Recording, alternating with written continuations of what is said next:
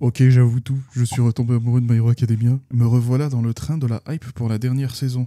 Je suis quasiment un jour là, mesdames, messieurs, et j'étais un rageux au début parce que j'ai drop, hein. À raison, on va expliquer pourquoi, et surtout pourquoi j'ai repris, ça fait plaisir. Vous saviez, on était matrixé par ce manga. Moi, j'avais drop pour plusieurs raisons.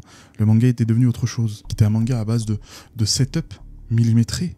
On installe la chose, on l'élargit, on s'investit dedans, on conclut, et c'est épique. C'est génial, c'est ça le manga. Si tu regardes bien, la formule, structure, c'est toujours ça. T'es pas obligé d'être dans la surprise cheap pour faire quelque chose de génial, de hype, d'épique. Je veux dire, regarde Dabi par exemple, sa révélation. On l'a vu venir sur des kilomètres. Je veux dire, il y a des théories dessus depuis 2 ans, 3 ans, au moment où il est apparu. Tout le monde le savait. Je veux dire, c'était la théorie la plus sûre et certaine, quoi. C'était même pas une théorie, c'était un spoiler. Pourtant, quand c'est arrivé, même si c'était prévisible, c'était génial. C'était probablement un des meilleurs moments du manga.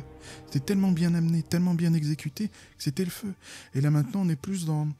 Il faut de la hype, il faut du shock factor, quitte à briser la cohérence. Il y a des mangas comme ça, les gens aiment. Mais moi, ce n'est pas pour moi, ça. Et le premier problème là-dedans, c'est l'absence de conséquences. Il n'y a pas de conséquences dans My Hero Academia. Je veux dire, regardez le plot point avec Midoriya et le fait qu'il peut plus se briser le corps parce qu'il risque de plus pouvoir utiliser ses bras. Quand il affronte Shigaraki, on te dit à la fin, bah voilà, Midoriya, en fait ton corps il a changé et le plot point qu'on avait installé au tout début, bah il sert plus à rien. Il va rien t'arriver, tu fais comme tu veux, on passe à autre chose et ainsi de suite. Si ce n'était que ça, bon, des déçus, mais pas grave. Évidemment, quand je dis absence de conséquences, tout le monde se dit, bah personne meurt dans ce manga. C'est vrai que personne meurt, ce qui est quand même gênant. Hein. Je veux dire, Grand Torino, il se fait empaler avec une force telle que ça brise le sol en dessous, mais il est pas mort, ce qui est un peu fou. Je vais devoir aborder l'éléphant dans la pièce, Star and Stripe. Starful là, qu'est-ce qui va pas? C'est quoi ce personnage? Quand j'ai lu ça, j'étais abasourdi. Je veux dire, t'arrives dans... T'es dans le dernier acte du manga, t'introduis un personnage comme ça qui... capable de détruire mais toute ta cohérence, avec un pouvoir quasi biblique. Et maintenant qu'elle est morte, parce que ça dure 2 épisodes, de trop hein, pour moi dans l'anime 1, et ben on te la cite comme si elle avait une importance capitale et qu'elle n'a pas été créée il y a 5 minutes. Après c'est pas pire que All for One qui casse bien les couilles. Hein. En fait sa qualité c'est pas voler les alters, c'est voler le fun. À chaque fois qu'il y a un truc ambitieux, intéressant qui se passe, lui arrive et tout devient nul. Et en parlant de l'anime, parce que je l'ai binge-watch, les saisons 6 et 7, ça s'est vraiment amélioré, faut pas faire le mec. La 6 étant la meilleure depuis un long moment. Mais après, j'ai été pris par la nostalgie, mesdames, messieurs. Ça m'a permis de traverser tout ça. Et quand on arrive à la 6, j'ai dit c'était dingue.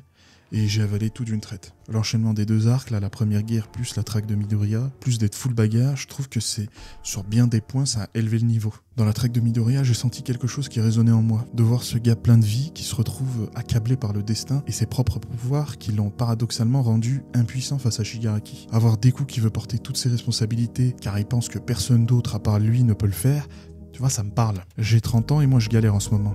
Mes parents vieillissent, ma famille a besoin de moi et moi je ne peux rien faire. Donc on se punit inconsciemment. Je sens mon esprit qui me met une pression dingue. Dès que je me repose ou j'essaye de faire autre chose, j'ai cette culpabilité qui me tombe dessus et qui ne me lâche pas. Peut-être que j'aurais pu faire plus. Qui va s'occuper d'eux? Est-ce que c'est vraiment le moment de se reposer? Et on ne déconnecte jamais car on y pense tout le temps. Tu as ces attentes sur les épaules 24 heures sur 24. Et je ne sais pas pour moi mais ce genre de choses me détruit. Je me mets à manger comme mécanisme pour lâcher la pression. C'est familier, c'est rassurant. Et voilà où ça m'a mené. Comme Deku qui est prêt à détruire son corps, ce n'est pas ça qui va changer la situation.